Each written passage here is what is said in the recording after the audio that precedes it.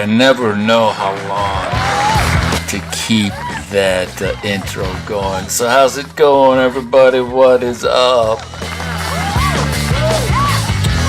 Bring the music down a little bit. So we're going to talk about the best side hustle ever. Let's give it up. Where's my claps at? This. I'm monitoring my usage because my audio kept going out on the last live stream. So I'm live streaming now to LinkedIn, Twitter, and YouTube. And before we move on, I want to shout out to a fellow profitable audience member, Renee. Let's give a shout out to my new friend right here. Why aren't I changing? There we go. And I should be getting some applause. So what I want to highlight is the awesomeness of Renee's setup. Okay, so I'm an old movie, I'm an award-winning TV and movie producer from back in the day, so my setup is completely ridiculous. But what they say in independent movie creation is sound is 70% of what you see. And so just look at how cool Renee's setup. She's got a mic right there, so her voice is nice and clear. She's got a monitor, it's monitoring her what she's doing, and then she's got a phone taking video of what she wants to convey.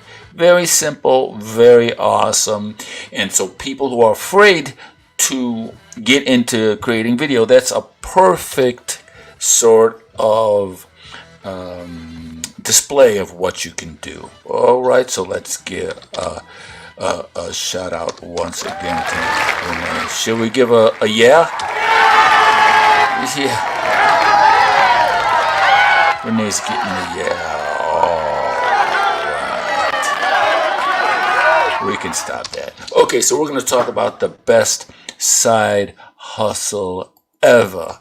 And when it comes to side hustles, the best side hustle is going to be one that you'll do.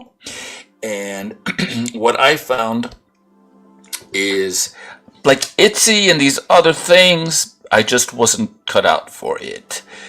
And also, when it comes to revenue, beyond pharmaceuticals or drop shipping or whatever, the king daddy of all revenue generating categories is financial services. So let's give it up for financial services. So I'm working to become a loan officer, a mortgage loan officer, and you have to be licensed now since 2008.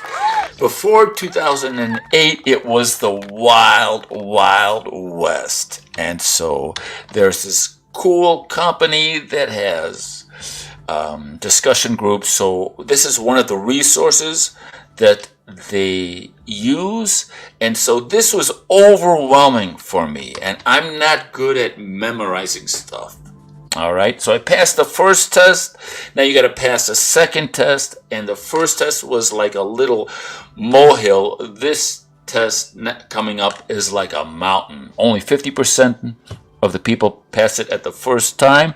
And so all this information here is what you have to learn. And so it was intimidating, but I think I figured it out. And so this is the path that I'm doing to take the MLO test to become a licensed mortgage originator.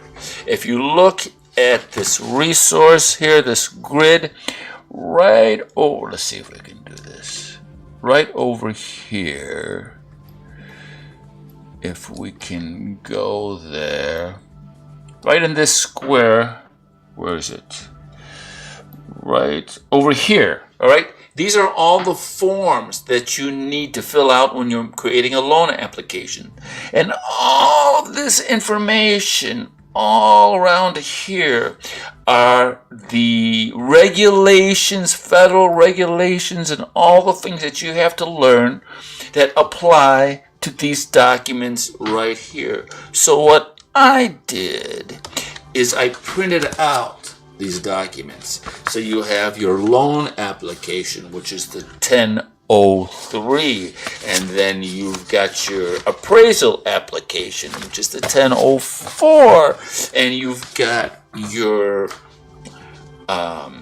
verification of employment, which is the 1005. And so I'm creating mnemonic devices to help me remember these forms. And so it's giving me confidence because I'm creating things that I can remember. So the 1003, how I remember that it's a loan application is because the loan application is one of the largest forms in the group. It's just massive. So this 1003 ain't easy as 1, 2, 3, baby. You gotta really apply yourself and focus to get this 1003 loan application done. And it's a residential loan application, right? Residence loan bank application U. So there's a different ways that you can use the number 3 to remember it's a 1003. And the 1004 is in the appraisal document, the appraisal application, and how I remember that is the 1004, for sale, the house is for sale. And the 1005 is the job employment verification form, and how I remember that is 5 hands up, like, hey, high five, like, hey, boss, do you remember me, man? I used to work for you. All right. So, mortgage loan officer, I'm going to the forms. I'm studying the forms. I'm becoming an expert in the language and the purpose of the forms, and then I'm going to go into the regulating bodies like RESPA and TILA and the Consumer Financial Protection Bureau and all that stuff, all these regulating bodies that are surrounding these applications that you submit. All right, so health, wealth, and art are my passions. We covered art last time. We covered wealth, the best side hustle ever. Let's get a yeah. Where's my yeah? Oops, here it is.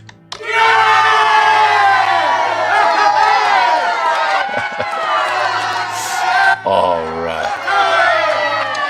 So thank you so much for stopping by. We can get rid of me there. We can bring the music up a little bit.